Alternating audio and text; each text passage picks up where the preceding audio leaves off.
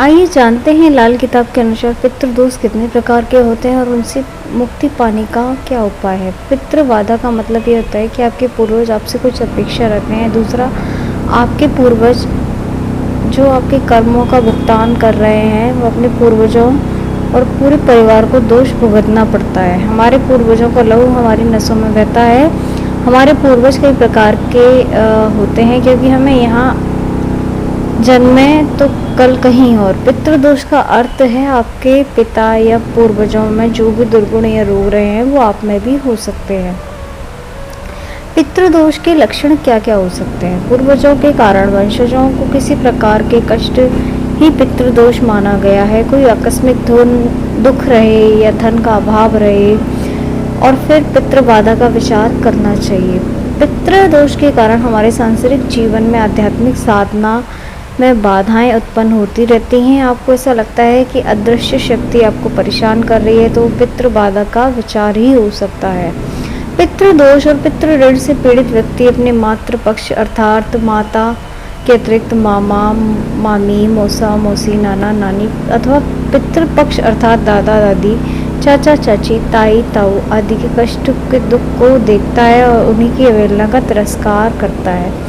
ऐसा माना जाता है यदि किसी पितृ दोष है और उसकी तरक्की रुकी हुई है तो समय पर विवाह नहीं होता, कई कार्यों में रोड़े आने लगते हैं, ग्रह क्लेश बढ़ जाते हैं, जीवन उत्सव की जगह संघर्ष हो जाता है, रुपया पैसा होते हुए भी शांति और सुकून नहीं मिलता है, शिक्षा में बाधा आती है, क्रोध आता रहता है, परिवार में बीमारी लगी रहती है, संतान नहीं होती, आत्मबल की कमी रहती है। कई कारण तो ये हो सकते हैं। पितृदोष के प्रकार, कुंडली में कई प्रकार के पितृदोष होते हैं, वो मैं आपको फिर बाद में बताऊंगी। फिलहाल अब आप चलते हैं लाल किताब के अनुसार देखा जाए तो पितृदोष क्या क्या हो सकता है। पितृ ऋण कई प्रकार का होता है, जैसे हमारे कर्मों का, आत्मा का, पिता का, भाई का, बहन का, माँ का, पत्नी का, बेटी का, बेटे का, आत्मा का ऋण, ये स्वयं का ऋण भी हो सकता है।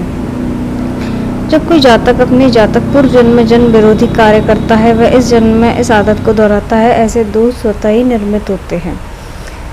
अब बहुत सारे ऋण होते हैं, वो धीरे धीरे करके आपको समझाया जाएगा, इसलिए मैं आपको अब इसके उपाय बता दे रही हूँ। जिनको भी लगता है कि पितृदोष बढ़ते जा रहे हैं, आपको लग रहा है कि आपके घर में बहुत सारी नेगेटिविटी का प्रॉब्लम हो रहा है, आपकी दिक्कतें बढ़ती जा रही हैं, तो वो पितृदोष कहीं ना कहीं कारण होता है। तो उपाय ये है, कपूर जलाने से देव दोष और पितृदोष का शमन होता है। सुबह प्रतिदिन घर में सुबह शाम संध्या वदन के समय कपूर जलाएं।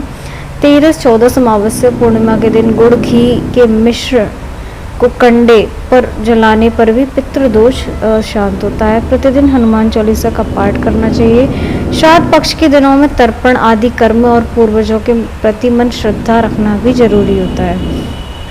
घर का वास्तु सुधारने और ईशान कोण को मजबूत एवं वास्तु अनुसार बनाए रखें।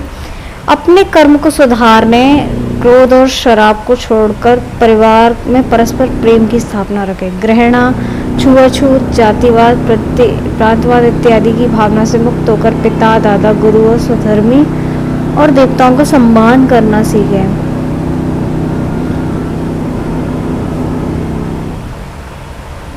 दूसरा, हमारे ऊपर हमारे पिता, माता, पूर्वजों के अलावा हम पर स्वयं ऋण, बहन का ऋण, भाई का ऋण, पत्नी का ऋण, बेटी का ऋण आदि होते हैं। उक्त सभी का उपाय किया जा सकता है।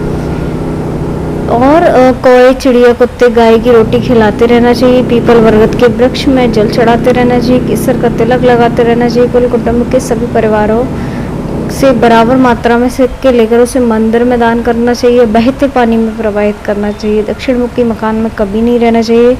भगवान विष्णु के मंत्र का जाप करना चाहिए। एकादशी का व्रत करना चाहिए। और भी बहुत सारी चीज़ें हैं जो आप कर सकते हैं।